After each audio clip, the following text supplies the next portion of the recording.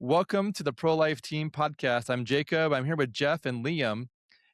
Jeff and Liam, would you both do a quick intro as to your backstory, your connection with Vitae, and then we'll dive into your recent findings regarding men? Yeah, I'll jump in first, and then Liam, you can follow me up here. But I'm Dr. Jeff Pauls. I'm the director of research at Vitae Foundation, and I've been at Vitae a total of a little over 7 years, and helped with a number of our studies in the last well, specifically three of the most recent studies, or two of the most recent studies, and then one going back to 2015 when we really focused in on Planned Parenthood and their move towards healthcare. But the most recent study we just did was on men. First time we've ever studied men, solely as a single group. We had done a couple of studies early on with young men, adolescents, and then emerging adults, kind of young adults. But this is the first time we really focused totally on men. So that was exciting, and I had the wonderful opportunity to work closely with Liam. Liam, why don't you go ahead and introduce yourself as well? Yeah, for sure. Well, my name's Liam Seigler. I'm a research and education specialist with the Vitae Foundation. I joined right as we were about to start the men's study, so I've seen it through from start to finish. Um, my background is I graduated from school 3 years ago, degree in political science. I've done a lot of journalism in the pro-life world.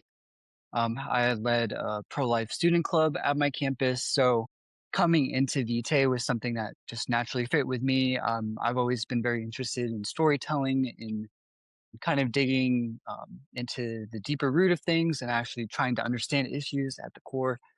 So when I joined Vitae and I heard that they were studying men and interviewing men, that just really it really intrigued me and it made me want to be part of the process. So yeah, it's been great. Awesome. Yeah. So yeah, tell between the two of you, can you share about your recent study about men? Tell us what you were looking for, or what the process was, and then how it went. Yeah, I'll give a little bit of the background and kind of the preparation and getting ready for the study, and then it can turn it over to Liam to talk a little bit about maybe some of the findings that he might like to talk about, and then I can fill in any gaps or any additional findings that we can expand on. But basically, this men's study, the timing was amazing. Really, I think. Um, it's a tribute to our president, Brandy Meeks, who kind of saw, I think, that the timing was really right for a study focused on men. We'd been hearing more and more from the work that we've done with our pregnancy centers. So we VT collaborates with a number of pregnancy centers around the country, and then obviously we I shouldn't say obviously, just in case people don't know, we have a dedicated website for pregnancy centers called vitaevault.org, vitaevault.org, and that's open to any pregnancy center in the country. It's free. You just have to register, through the site. And there's a number of resources there that kind of stem from our research, and but also stem from a lot of the application that our research application team does, digital marketing, blogs, content, just a lot of free resources. So anyway, I'd point people to that if they aren't aren't familiar. Um, but uh, but yeah, Brandy kind of along with uh, the work that we've done with the pregnancy centers, seeing that some of them were developing and building fatherhood programs, and and they're called different things in different pregnancy centers. So some of them are men's counseling or fatherhood or whatever, but the idea that they were seeing that men are influential in this decision. When a woman is facing an unexpected pregnancy, that the man is influential in that. And I think that goes, that's backed up really well by the CareNet Lifeway studies that were done in 2015 and 2021. So the first one done with women and the second one done with men. So they basically found both studies, and I think this is fascinating, that both studies separately, 6 years apart, yes, very similar structure, but totally different studies, totally different, you know, participants, exactly the same number of men and women said that the man, when asked who is the most influential person in their decision for abortion, because this study was conducted with all with women who'd had abortions, or men who had been involved or with a woman who had an abortion. And when they were asked who was the most influential person in your decision for abortion, exactly 38% of men said me. I was the most influential person in the decision. And 38% of the women said, well, the father of the child, the man, was the most influential. And I think that's just, as a researcher, the likelihood of that happening is just, I mean, it's phenomenal. And I think it's fascinating. But then the next two groups were identical as well. Not the percentages, but the order was the same. So both men and women said that the man is the most influential. A medical professional is the second most influential. Now the percentages on those were slightly different. 18%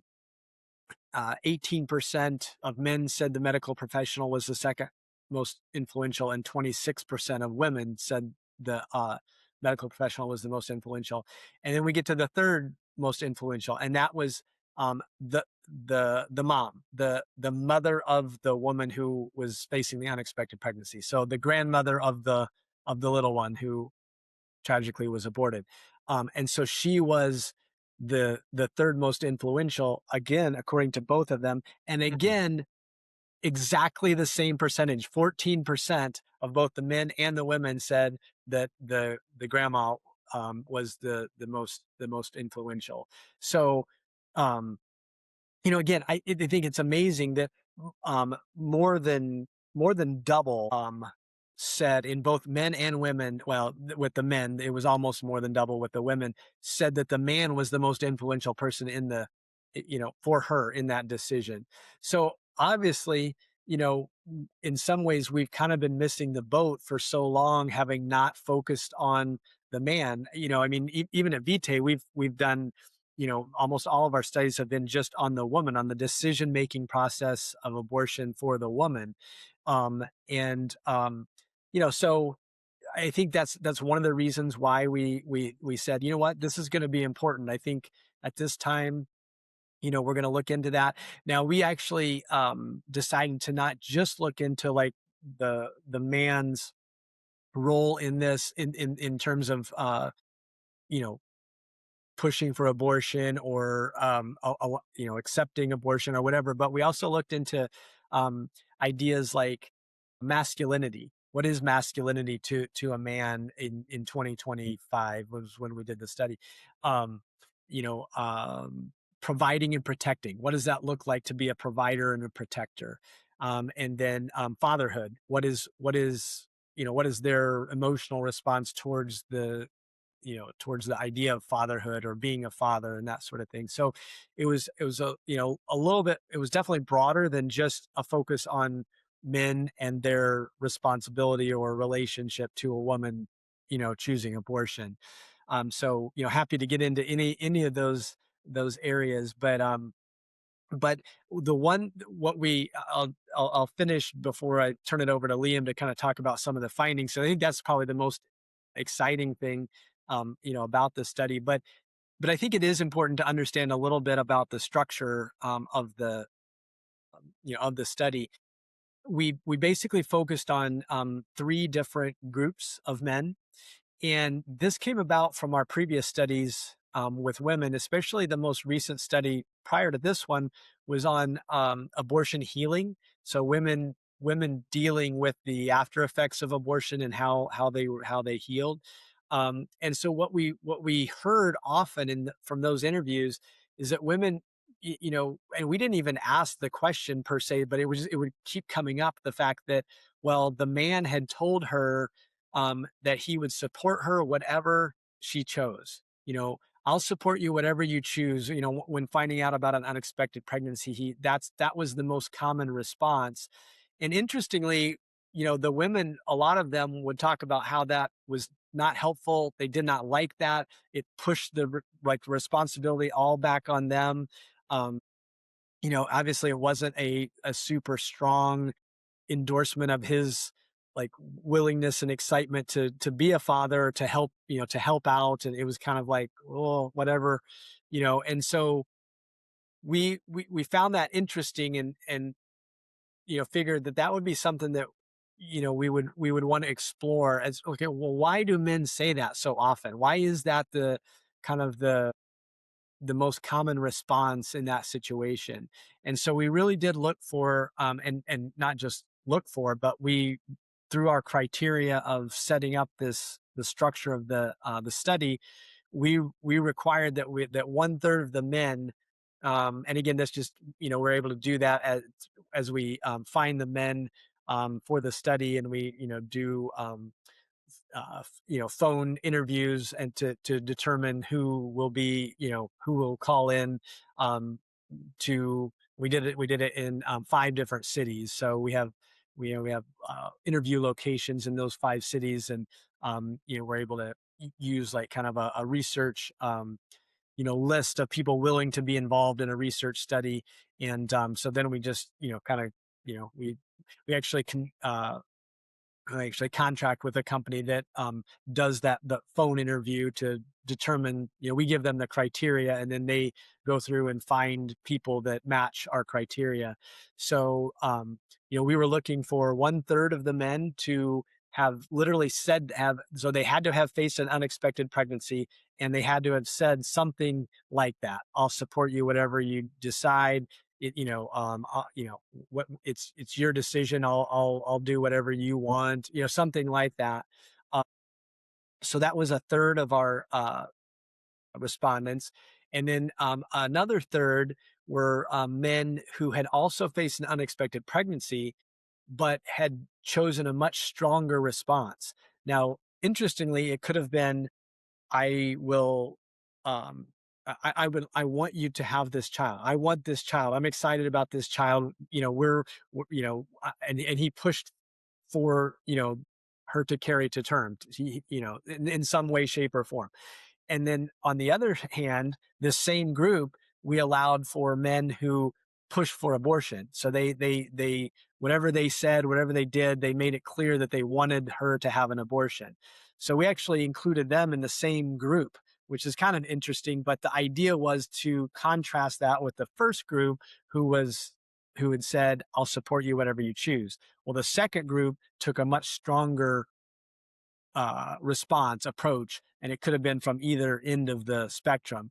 And then the third group that we interviewed, so 1/3 of the respondents were in each of these groups, were men who had not faced an unexpected pregnancy themselves, like in terms of their significant other. So now but they also did have to have some sort of experience related to this issue, so that they could speak, um, you know, uh, basically so that we could go into their mind's eye with the visualization questions that we have in this type of research, so that they would actually be able to, have some sort of personal response, personal experience, not necessarily with abortion or unexpected pregnancy, but just with, potentially it could have been a scare, potentially, it could have been like a relative that dealt with this. Um, but we kind of wanted to have, it's not really a control group, but it's the third group that we wanted to even just see their responses, and how those might be different than, and actually I should not say how they might be different. With this right brain research, we're always looking for commonalities and similarities between all of the groups. So we're actually looking for kind of like what all three of them from these three different perspectives are how they're responding, in what ways they're responding similarly, so that we can message better to them and help pregnancy centers basically message better to them. and that sort of thing. Commonalities. Something that we could use as almost like a universal message to all three groups. So yeah, so I mean that's basically kind of the structure of the interviews. Like I said, we did 5 different cities. We were in St. Louis, Denver, Dallas, Phoenix, and Orlando. Very, very much a mix of, and again, we purposely look for, a mix of in terms of race that would match kind of like the U.S., the United, basically the U.S. demographic in terms of race and age. We did make sure that we were pretty even with men who had families or who were married, unmarried. We tracked almost all of their demographics, but we didn't necessarily require a certain number. We knew what religion each of the men professed. Again, age, job, salary, everything like that. So, yeah, it was a fascinating experience, and that's kind of um, we had 10 main questions that we were kind of looking at, and then probably about 6 or 7 different visualizations. And so in this kind of research, we use visualization to have them go into their mind's eye, and they're basically reliving experiences related to the questions that we want answered. And so we're like kind of removing, that's why it's called right brain research. We're looking for like the emotional responses to these questions. Again, because when we message to them, a lot of times, we're looking at like, okay, their decision making, when they're, thinking about making a decision towards abortion or not, or anything really, it all comes down to the right side of the brain, the emotional side of the brain. Um, and so that's why we do it like that. So we use visualization, relaxation, and repetition to kind of remove the filter that they have. And so we're really like kind of peeling back the layers so that we don't just get like, what they think we want to hear or like a politically correct, answer. We're really getting to deep into like their emotional experiences in these situations. A little bit about right brain research if you're not familiar with it, um, but yeah, that's the kind of the background, and I can, unless you have questions about the like on the structure, we can let Liam, start in on some of the findings. Yeah, Liam, go ahead and share some about the findings. We can always come back and talk more about the structure down the road, perhaps if we have if we circle back. Yeah, for sure. Yeah, so there we actually found a whole lot of stuff related to unexpected pregnancy, men's perception of abortion, men's perception of their own participation in the decision, um, how men view their own role as a man and how that's related to the situation, how men perceive fatherhood. So there is a lot of stuff we can talk about, and so we can bounce between anything you find interesting. But one of the first questions, and sorry, my dog is wants some attention. Um, yeah, so among the men that did have a pregnancy experience, we asked them to recount like what that emotional experience was like. And one of the questions we asked was, when you first found out that she was pregnant, bring me back to that moment. How did that make you feel? Um, I'm kind of paraphrasing it, but the idea is we wanted to understand what their emotional response was to the situation. And we found pretty commonly that men either responded in fear, with fear shock, or excitement and happiness. And so, kind of the emotions of anxiety and then the emotions that were more positive towards the pregnancy. And so, then a good question is, well, what are those emotions like attached to? And so, as part of the research analysis process, we were kind of looking exactly at what the stories were about how, when they're describing their emotional experiences, like what are their fears, what are their hopes, what are they excited about in being a father, what are they worried about in becoming a father. um, and we realized pretty quickly that the unexpected pregnancy forces um, the man to evaluate his perceptions of multiple things. So all at once in this moment when he's pregnant and as he's working, when his girlfriend's pregnant and as he's working through it, he is evaluating his perception of the relationship with the woman. He's evaluating his own perception of whether or not he's ready to have a child. And he's also evaluating whether he even desires to have a child in the first place. And as you can imagine, all three of those things are not separate. They're very intertwined with each other. And so when we talk about readiness, I think the thing a lot of people immediately think of is finances and the material reality that they're living in. And a lot of the men did bring that up. A lot of them worried that based on the life stage I'm at or based on how old I was in that moment, I didn't feel like I could adequately provide for a child.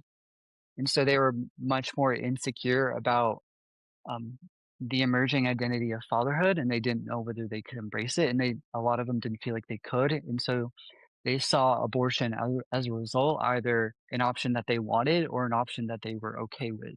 And when it came to the conversation dynamic that went on, that most definitely influenced it. So like a lot of those men would tell the woman, "Hey, I'll just support you no matter what you choose.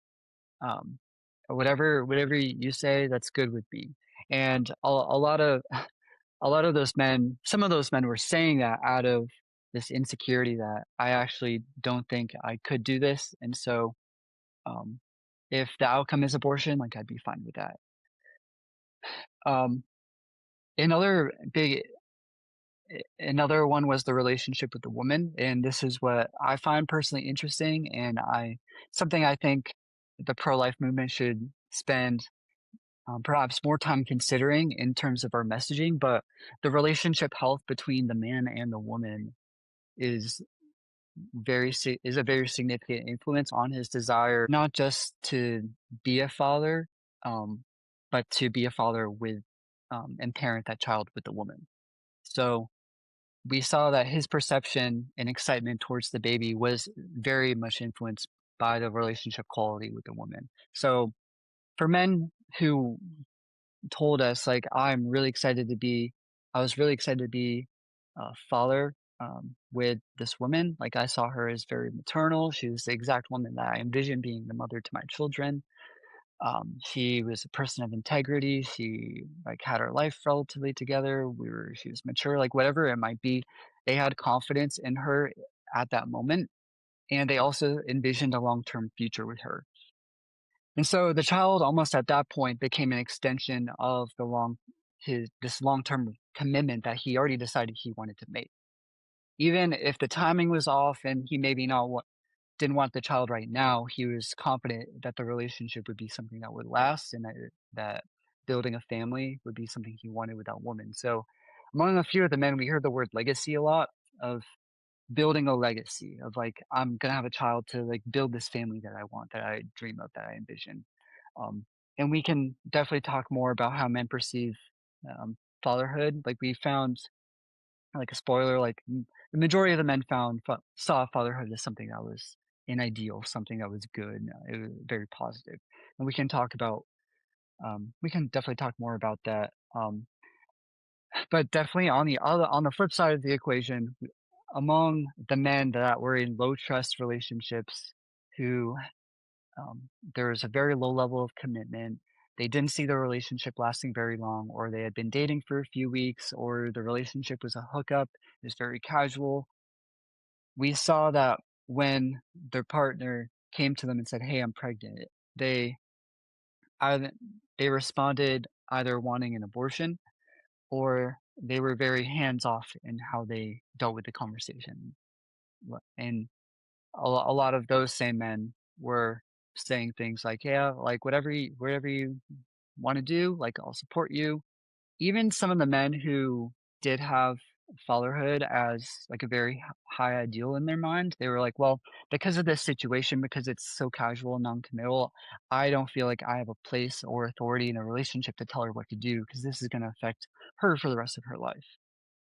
So the lack of trust and the lack of commitment is also related to his perceived level of commitment, or his perceived level of participation, what he feels like he's able to invest into the decision to keep the pregnancy or not.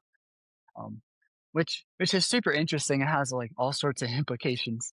Um, and we just saw among those men there was not really a high emphasis on excitement about being a father, or really any language that would say like, oh, we really like that's a child, like that's something I want to value and bring into the world. Um, and that was definitely more so the case. There were, of course, like a few exceptions. And so we're not saying that's like a hard and fast observation that's true of like every single low commitment relationship, because there are certainly men that we saw who rose above the relationship problems and were like, okay, no, I'm going to be a child. I mean, I want the child because this is the next step for me to become a man or to be mature. We did see some of that, but for the most part, the we really saw a contrast between high and low levels of trust and commitment, and how that affected the pregnancy outcomes and also the man's desire to have a child.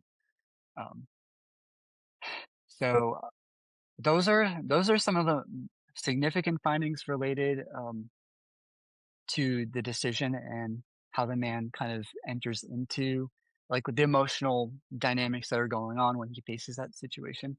Um, and his sense of readiness and the relationship also affect how the conversation goes, as you can probably imagine. Like they're going to be talking about, are we mature enough for this? Is our relationship in a good place? Do I see myself with you in the future? Are we financially ready to have a baby, like have a baby, to have a family? All those things are being talked about when that moment happens, and the man and the woman are both being forced with those questions. And sometimes, we actually saw one story too where it doesn't always lead to abortion, like low levels of commitment.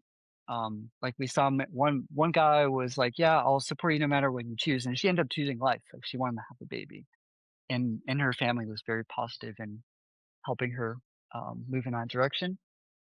But he was kind of taking a step back, and that definitely affected the situation too. So there are of course exceptions to these things. But Hmm. that's a lot, and I'll let Jeff add to that, or I'll let you ask any follow-up But questions if you it found sounds something like, interesting. so in general, when someone says, "I'll support you in whatever you would choose," did that typically lean towards promoting abortion to to the women, making, essentially putting it in the women's hands? Yeah, I think it's that's a really good question because there's probably three different ways to look at it. There certainly was a group of men, and these are men that are probably a little bit more, I don't know, sly about it, or they're a little more perceptive in realizing that if I say this, it's gonna put the pressure on her, and it probably will it might encourage her more towards abortion, and I'm okay with that. Like, and so in some ways, almost they say it because they know that it's not really supportive, that it's not authentically supportive. But that is a fairly small group. The much bigger group were ones that truly believed that by saying, "I'll support you whatever you choose," that they were doing something that was authentically supportive. They wanted to support her, and they thought that's what was the best thing to say. Our kind of analysis of that, or maybe our jumping off point from that, like that's the actual data. So the majority of them would say that and believe that they were generally surprised then if we did a follow-up question that said, from our interviews with women, a lot of them say that they don't appreciate that. And there were a lot of men that were like, "Oh, really?" And so I now some of them were kind of like, "Well, okay, I guess I can see why, they probably don't feel, like authentic, they probably want to hear a stronger, like positive message, if, that sort of thing. But I think it's because they've been conditioned. They've been conditioned by our culture, um and I don't know if this is a purposeful thing from the abortion industry or not, but what is purposeful on their end is certainly an effort to separate the man and the woman from like communicating about this, and any sort of possibility of one or the other sharing that there actually is some uh, positive emotional response to this unexpected pregnancy. Because it goes back to the whole crazy thing that that Abby Johnson has mentioned before, that where some Planned Parenthood uh, facilities will actually crank up the heat in the waiting room so that the man is very uncomfortable and will not stay in the waiting room with the woman, at the risk of them having a last minute conversation of like, "Hey, are you sure you want to do this? No, no, let's get out of here." And they want that man to leave, to go to the car, to be outside, to not be, in the waiting room. Um, and the idea, I think, from the other side, from the pro-abortion side, is not just in that kind of unique, weird situation, but in all situations to try to remove or try to disconnect the man and the woman, to separate the two from really having a good communication about this. Because we, as one example, and I'll turn it over to Liam for his thoughts, but one example is that there were multiple times where a man, Liam mentioned at the beginning that the most common responses were fear and shock about this emotional, or about this unexpected pregnancy, which is similar to what we've seen with women as well. Fear and shock, it makes sense.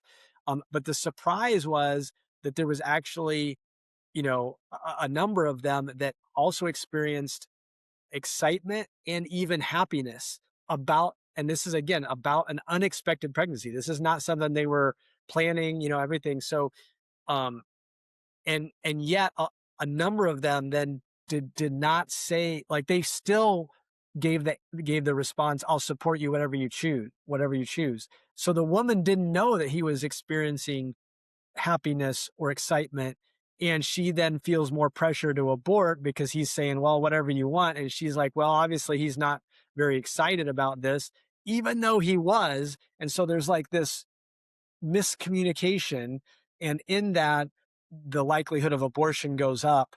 And so, that's kind of alludes goes back to what Liam was saying about the importance of the relationship, and being able to talk, about their true, feelings in this situation. But the man has been so conditioned in our culture, that it's not, that he doesn't want to come across as like being a toxic masculinity kind of thing, where he doesn't even feel like he has the right to say, at least at first, when we got dug down deeper, it, he, almost all of the men said, well, the ideal would be that the man and the woman talk together and make this decision together. But on the surface, right at the beginning, he's constantly saying, well, it's her decision. She's the one that has to carry to term, or sorry, she's the one that has to carry this child for 9 months. It's her body. She has to go through all of that. So it's really her decision.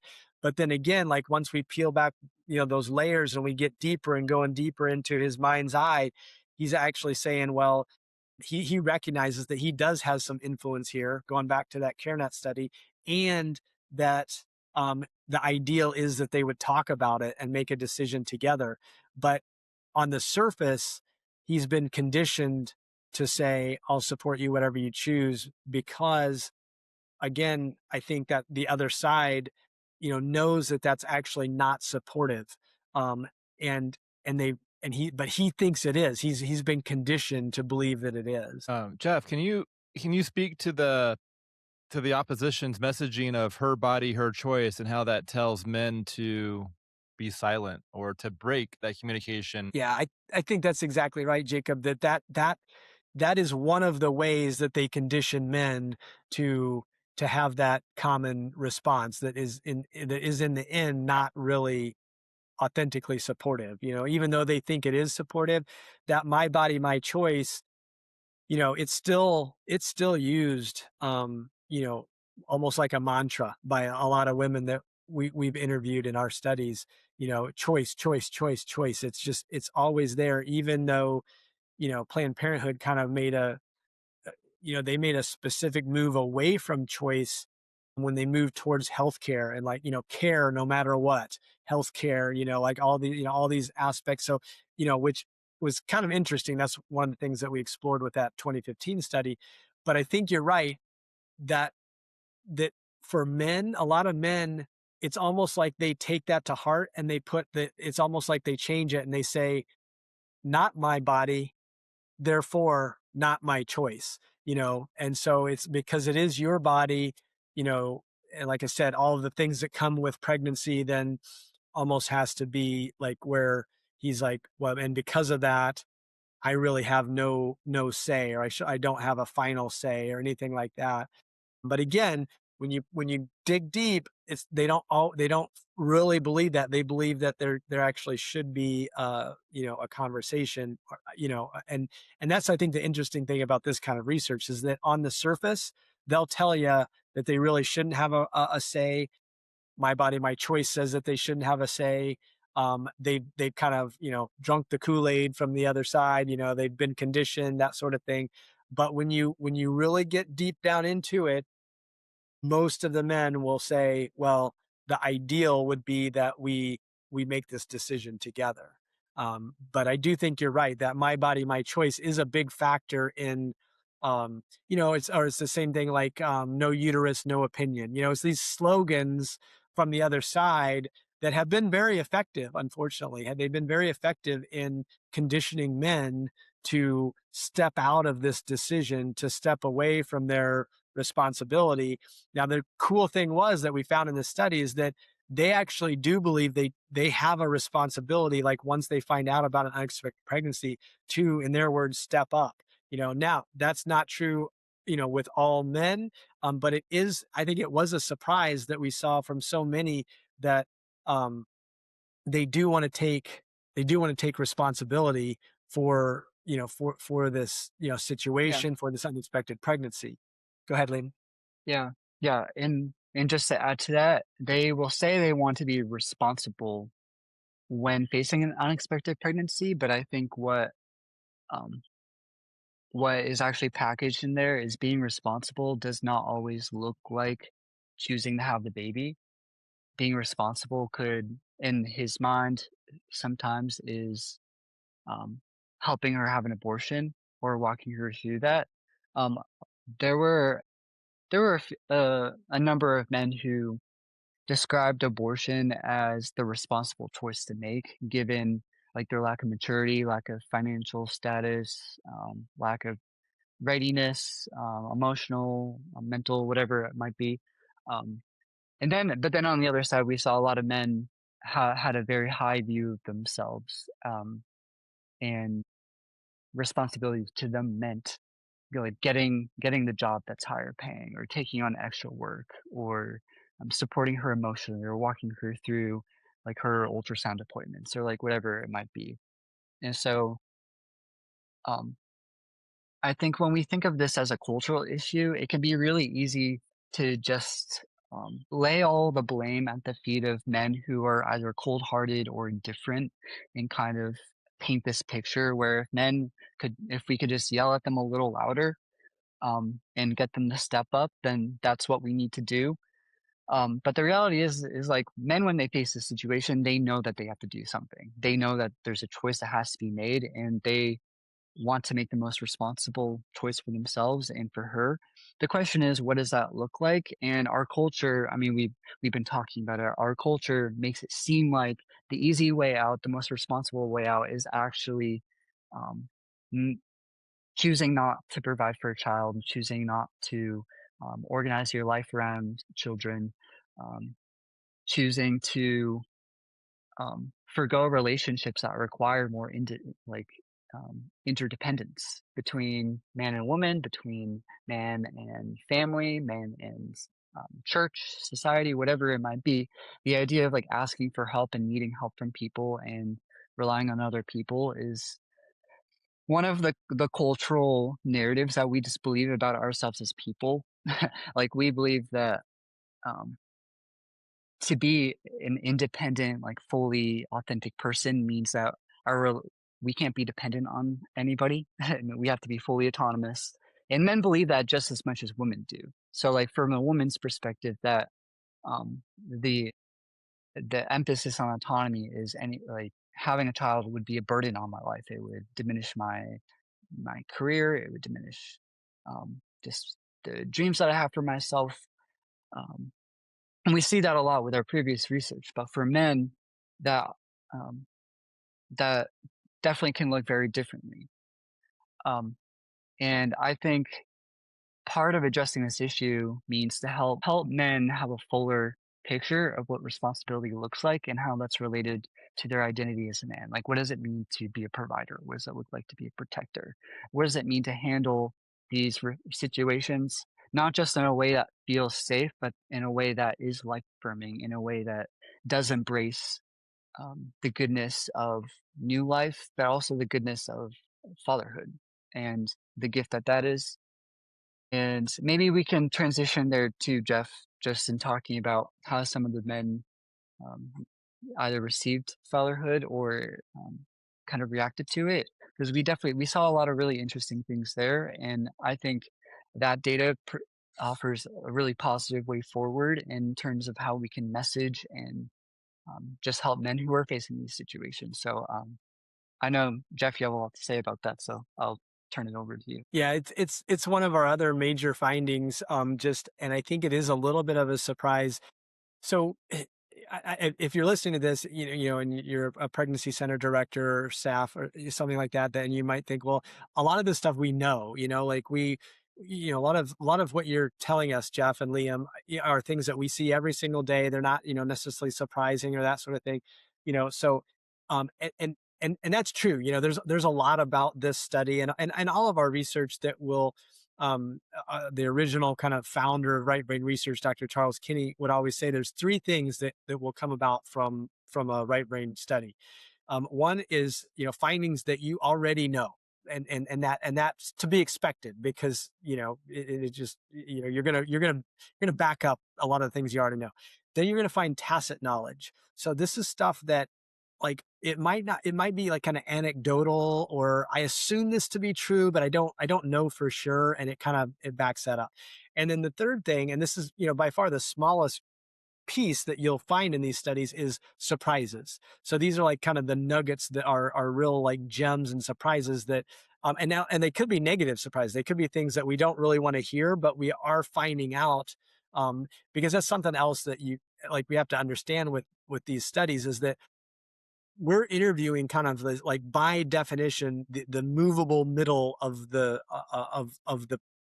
pro-life issue. So these are not pro-life people or strongly pro-abortion people. These are people that have met a criteria to fall into the middle. And so a lot of times what they'll say is not necessarily like factually correct, but we're not looking for facts. We're looking for the emotional responses towards like and their personal lived situations with regard to these different issues, so that we can kind of start to get a picture. It's almost like doing like 50 different case studies, putting them all together and looking at the similarities between them, so that then that gives us like a broader kind of meta analysis of a universal response to these different topics. And so when we're talking about you know, like some of these things, it's like it may not be what we want to hear. And a lot of what we learn are things that we already know. But like our president Brandy says sometimes, like, but that's the problem. Like, so yeah, we found out that the man, is definitely, you know, taking a not my body, not my choice kind of thing, hands off, that sort of thing. Like, well, we kind of already knew that. Well, but the problem is we're not really diving into it, and hopefully this research can be an opportunity to then, explore that more. Like, well, why aren't we, um, engaging men on this issue? Because yeah, it's something that we basically already knew. We found that is true through a very rigorous research approach. Um, but the problem is we're not really addressing it. And so I think that's Brandy has some good points there. The other thing is there are a few surprises that are either positive or negative for us to contemplate as pro-life activists. And one of them is related to fatherhood. And this is something that was it's one of those that is really a universal, finding. It's like, some of the things we find are, well, there might be a small group that doesn't, respond this way, or that in most of the findings that's true. But for this one, I don't know that we found any. There might have been one. There was one man that really jumps out at me in Denver that was just so self-absorbed that I don't know that he would ever like have even thought about the beauty of fatherhood, or like giving himself, up for his family. Like Liam was talking about, the like, you know, not being this independent, autonomous person. It's hard to imagine this guy, but anyway, besides that one guy, I mean, everybody else that I can think of, um, even ones who had chosen abortion and said, like, well, it was the right thing to do. I did, blah, blah, blah, you know, and talking about the necessity of abortion or whatever, to a man, besides that one that I can think of, and even him, I don't remember specifically what he said about fatherhood, but otherwise, all of them talked about the great good that fatherhood is. And so even if they said, well, you know, um, we aborted this child when, I was 18 years old, and now I'm, 45 years old. There's one man specifically that I can think of in that almost exact situation, and he really regretted the fact that he might have aborted the only opportunity for him to experience the good of fatherhood in his life, because he had met, like, I think he said, like, three women. I've had three women that, were like the love of my life, and I can see, having children with them, and it didn't work out. And, but I still desperately want to be a father, and I now at this point in my life think that it may not happen. And I look back and I think that the one time that I was a father, I aborted that child, or I pushed for the abortion. And so even men who have made that decision and push for abortion see the goodness of fatherhood and the beauty of fatherhood. And we had so many men, and this reflects just the state of our culture, so many men that did not grow up with fathers, that wanted to basically, to change that cycle, so that but unfortunately it doesn't necessarily extend. So like, they desperately want to be good fathers and be involved and be present to their kids, unlike what they had. Unfortunately, that doesn't necessarily always extend to the unborn child. So we ask that question a lot, and it's like, okay, they're talking about what and some of the words that they used to describe fatherhood were just beautiful. I mean, just powerful. I mean, things like it changes your life in a good way forever. It's like Liam mentioned, the legacy that is offered by that. It makes everything in life better. Just some really beautiful things. And so it's a really universal good fatherhood is. So it's something like when we message, that messaging is not going to turn off, in any man. So, we can be safe as like a pregnancy center in really pushing like the idea of fatherhood and the goodness of fatherhood, the beauty of fatherhood. And how do we do that with a man who doesn't feel like he's ready for that? Like, he wants that eventually, but not right now. Well, that's something that we need to, explore more from a pregnancy center approach. But yeah, it's something that I love talking about as a dad myself. Like Liam's, talking about how he gets really excited about the relationship finding. This is a finding that I get really excited about, because I think it is a surprise. It's a surprise. I did not anticipate that so many men who were kind of in the movable middle, that aren't pro-life really, that had chosen abortion in the past, would still like talk about the goodness of fatherhood. Awesome. Yeah, I guess So yeah. Oh, go ahead, I'll Liam. just add quickly to that. Yeah, they talked about the goodness of fatherhood, but also the need for it too.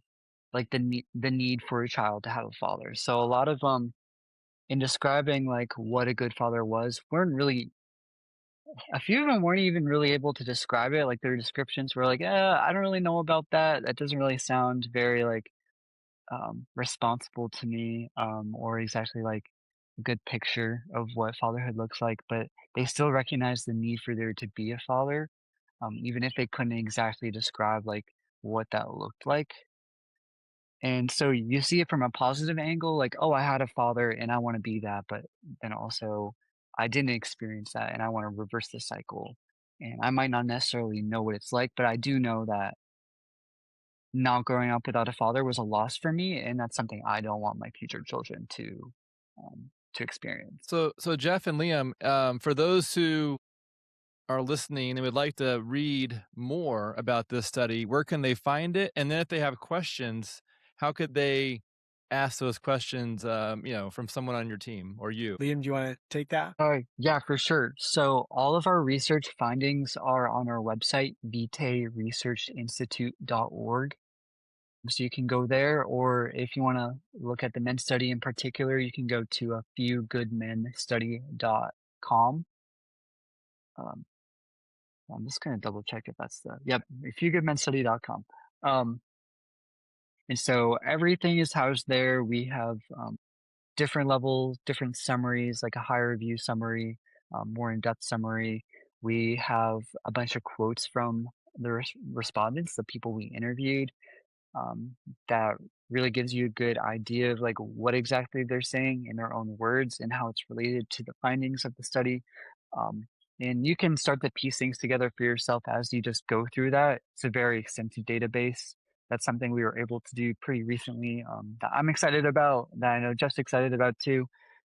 Um, and then you can also reach out to us on our website, if you want to call, email about it, have one of us come talk to your clinic or um, whatever event it might be.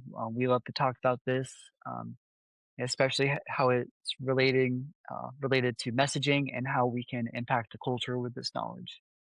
That's something that we're very passionate about too. So, um, yeah, I don't know if that covers everything. That's great. Yeah, Yeah, thank you guys so much for yeah, sharing yeah. and yeah, this is it's exciting.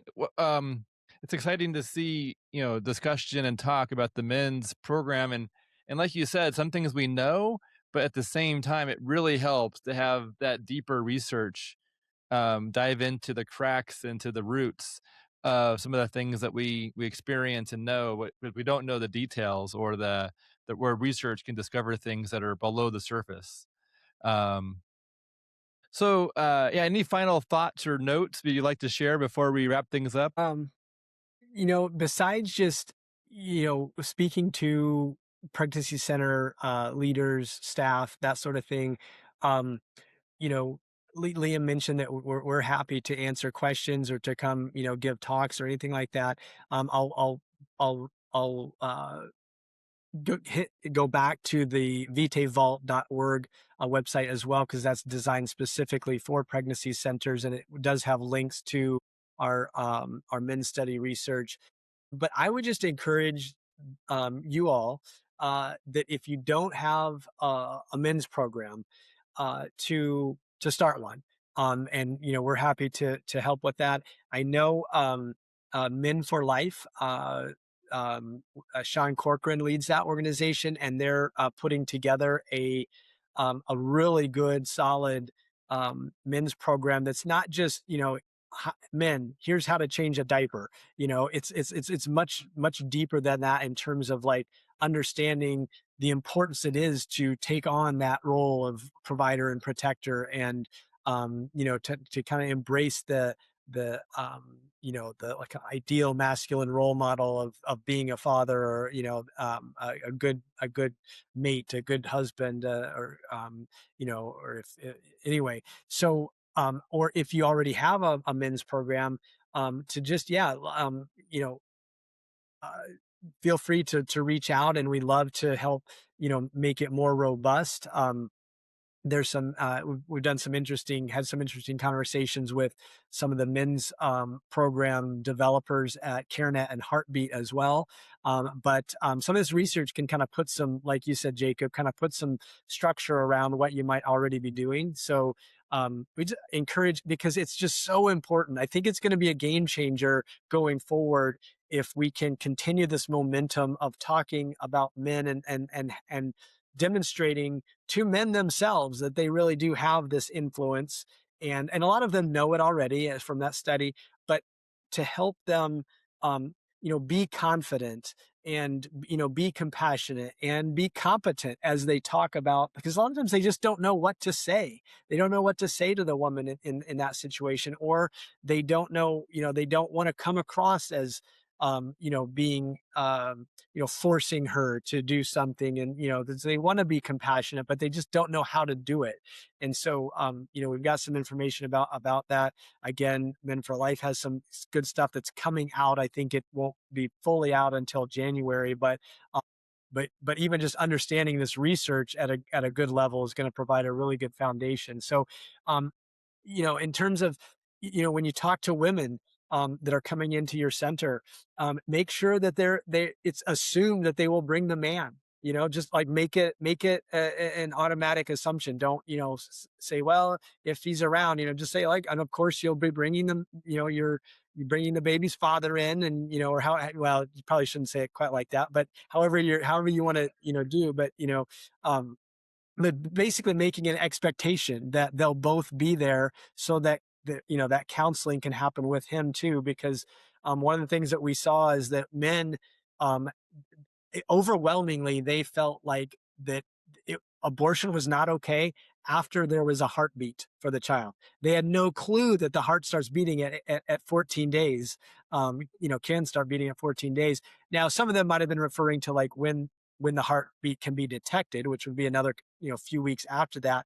But the fact is, men being visual and that sort of thing, like hearing that heartbeat, seeing that child on the ultrasound, they like there's been well, it's more anecdotal evidence from some pregnancy centers that we've talked to around the country that say men respond at even higher rates than women do when seeing their child on an ultrasound to making a decision for life. Because again, men are visual and they're seeing that image and they're like, that's my child, that's my, and so anyway, getting them in the center and being able to have a chance to talk with them, counsel them, again, like man to man, having a man's counselor or mentor there is really powerful. And I think it will be a game changer. The more pregnancy centers can bring men's programs in, develop men's programs, and make sure that and help them, as Liam said, help the man and the woman have those conversations, develop that relationship further. So that would be kind of where I would leave it. But yeah, I really appreciate the opportunity to kind of talk about some of this stuff, Jacob. Yeah, it's amazing to see, to hear the most influential voices in that young woman's world, such as the boyfriend or the father of the child, the medical professionals, her mom or the grandma of the child, and just to think of the sphere of influence when it comes to you know impacting her decision based on support and care and advice. And so essentially it just shows the impact that reaching the culture has, and certain people in someone's life have a major impact on what they think they can do or will do. Yeah. Yeah, that's so true. Um, any final words, Liam, before we wrap things up on your side? Um, I think Jeff did a good job. Everything he Awesome. said. Thank you, Lee. Yeah. Well, Jeff, would you, as we close Mm. this out, will you wrap this up with a prayer and with expectation that those who are listening will join in? Yeah. Thank you, Jacob. I appreciate it. Dear Lord, thank you for bringing us together to have this conversation. We know that this issue of abortion is something just, so that hurts your heart so much, and that we know it's the greatest human rights issue of all time, and We thank you for the opportunity to fight in this arena. We know you've placed us all here who are on this call, or on this video and this podcast and listening or talking. And we ask for strength to keep going and to really do everything with you, in you, and through you. We engage in this with both our head and our heart. So with this research, we engage with the head, but we always continue to engage with our heart, which should, we offer to you, and we want to keep that close to your sacred heart as well, Jesus. So we ask this all in your holy name, and please bless all those who are listening and watching as well. Amen.